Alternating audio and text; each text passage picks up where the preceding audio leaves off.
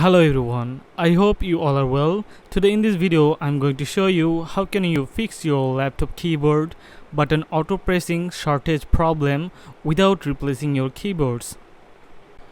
You can see I have tried a method for this specific button.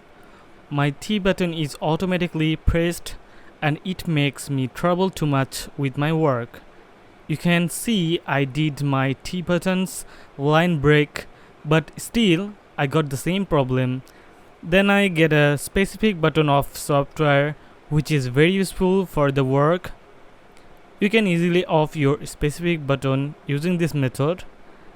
Now let's open this software which name is Sharp Keys. This software will change your Windows registry files to stop the buttons. You have to give all the permission at first. I had already given. Now click on add button over here and you can see there are lots of options. These all are keys name and the code, and also you can type a key that you want to close or replace any key, and you have to select turn off and press the OK.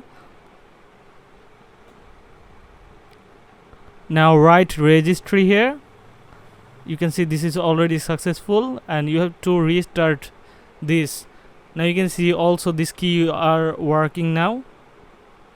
Now restart our computer and let's try. You can see we are successfully turned off the key. You can see the live proof here.